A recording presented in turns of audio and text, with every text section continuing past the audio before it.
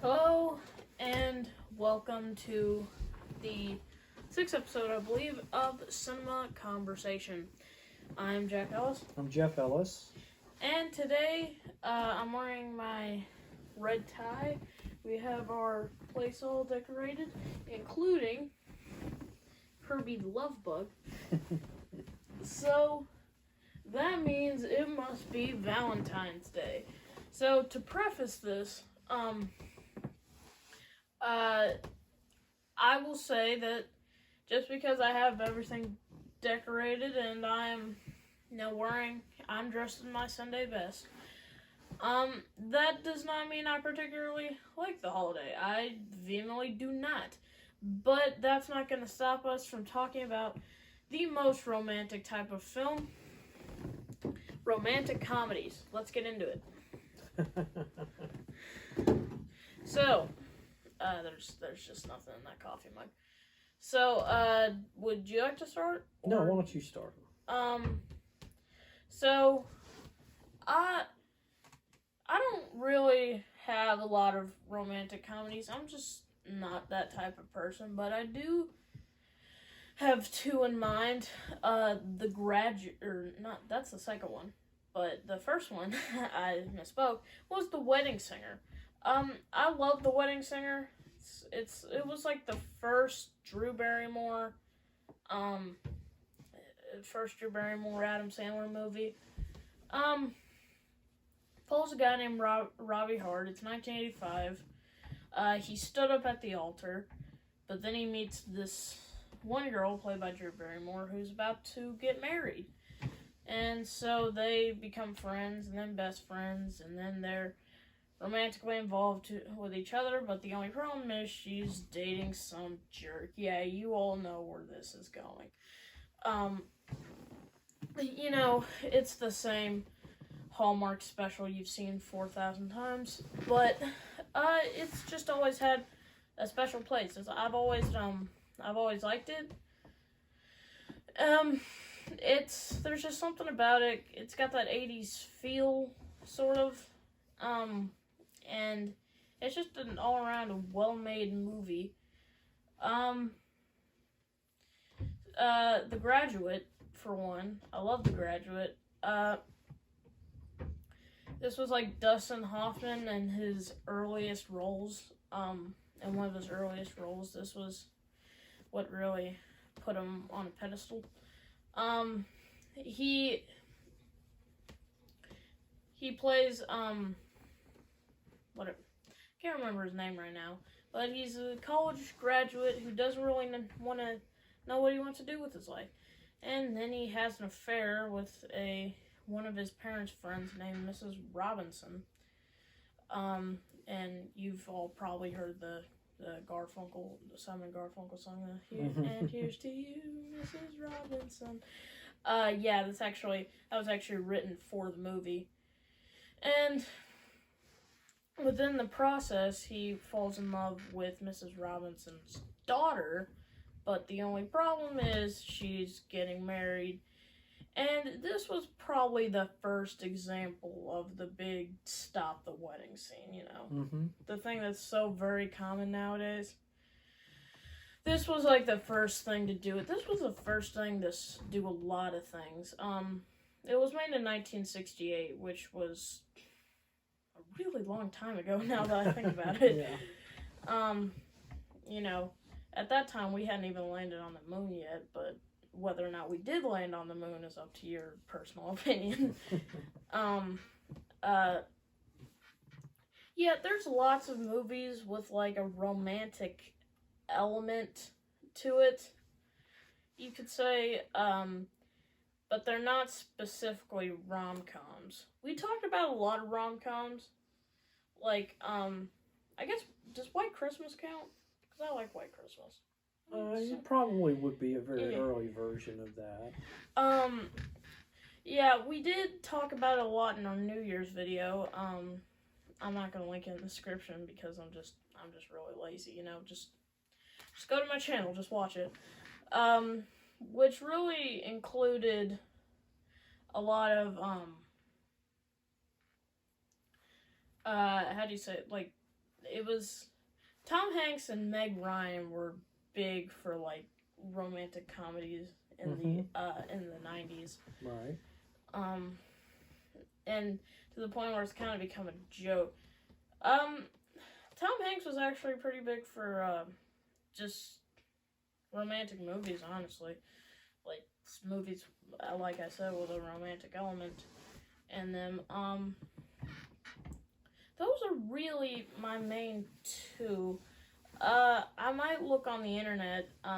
It's okay if I borrow your phone to see if there's any others we might like. Yeah. What's your top pick? Well, I mean, I saw Pretty Woman back when it came out. That had Richard Gere and Julia Roberts in it. The only reason I like Richard Gere is, believe it or not, he was one of the first picks for John McClane. Oh, okay. John McClane, this guy right here, was about to be played by the freaking guy from Runaway Bride. Yeah, I mean, it was a good movie. It was definitely popular. Sold a lot of tickets when it came out. What's her name? There was always a romantic comedy with like Richard Gere and somebody else. Julia something. Well, Julia Roberts. She was in Pretty Woman. Yeah, she was in Pretty Woman. She was in Runaway Bride. She was in My Best Friend's Wedding. There's a lot of those sort of movies. I've seen 10 Things I Hate About You. I guess that's a pretty good movie. It's got Heath Ledger, rest in peace. But yeah, I'm sure there are others that we miss, but Dad and I are just not big romantic comedy people. Can I see your phone so I can see the best? Sure. So the best oh, I forgot to mention When Harry Met Sally. That's a very good one, actually. I'm surprised I missed that one. Billy Crystal and Meg Ryan were in it. That was really kind of one of the first movies I ever remember being a true rom-com, or what they considered at the time. Yeah, it's very. I always confuse I always confuse Billy Crystal with Christopher Walken for some reason. Oh, that's there's quite a difference there between those two. How is the 40-year-old version of rom-com? I don't know. I don't think that makes a whole lot of sense. At this point, we're just kind of padding the runtime because, like, if we just talked about the ones we remembered, then this would be a very, very short episode. I think Last Christmas was supposed to be a rom-com. I couldn't tell what Last Christmas was, honestly. Like, it was part friggin'... Probably Nancy Meyer's, or whatever her name is, rom-com, part Shyamalanian classic. Right, yeah, it had a lot of little strange things in it. Like, it had a freaking Fight Club montage in it. A Fight Club montage. Okay, if you walk into a rom-com with Emilia Clarke in the early days of November, are you really expecting a freaking Fight Club montage? But I guess it'll probably go down in history as at least one of the greatest plot twists in movies. You know, you get, like, honestly, for me, the greatest plot twist of all time. Fight Club, The Usual Suspects, Seven, and The Sixth Sense. Those are the 4 best plot twists for me. Yeah. And skip to whenever I stop naming things when I tell what all the plot twists are. Usual Suspects. Kevin Spacey talks a lot about this crime lord named Kaiser Soze. Mm-hmm. But it turns out at the end of the movie that he actually is Kaiser Soze. Yeah. Then there's The Sixth Sense, where it's, if you've heard the I see dead people thing, it's from that, but it turns out that Bruce Willis actually is a dead person, and the kid is actually seeing him. 7, it turns out that Kevin Spacey and Brad Pitt are in a lot of these great plot twist movies. It turns out that he sent the head of Brad Pitt's wife in a box to him, and that would be Wrath. He would be Wrath, and then you'd shoot him out of Wrath, and then Kevin Spacey was Envy, because he envied his wife. Okay. And Fight Club, where the whole time it's these two people, but it turns out they're one and the same. One's just an imaginary friend. Okay, it seems like it's about 10 minutes. Can you type in your passcode? So we'll just try to wrap this up as quickly as possible. This won't be our longest video because, I don't know about you, but I'm not a big fan of Valentine's Day.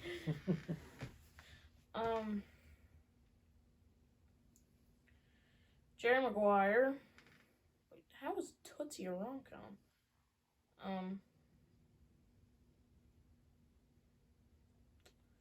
A lot by John Hughes. Yeah, I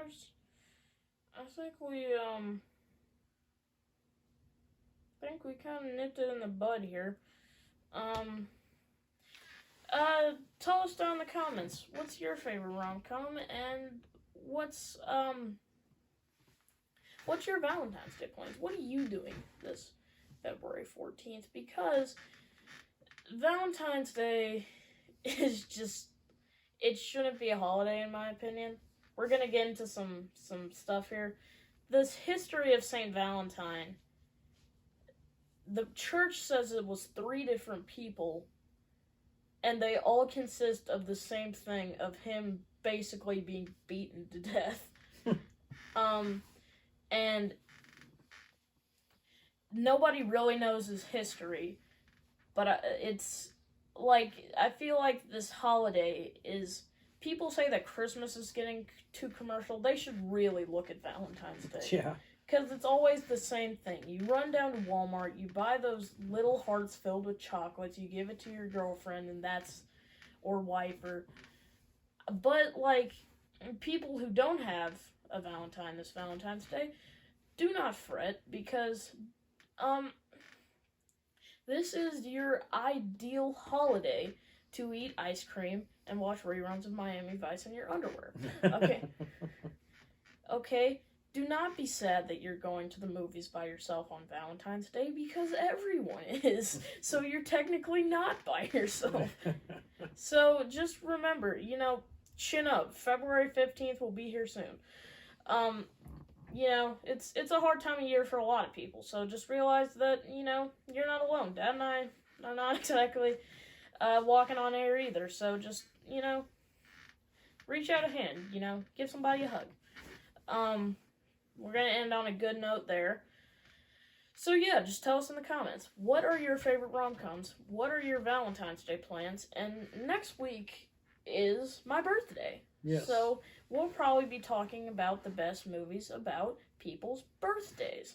Or maybe the best biopics, because birthdays have to do with life. Yeah. And life is in a biopic. Right. But anyway, I think we've been on for like maybe 15 minutes.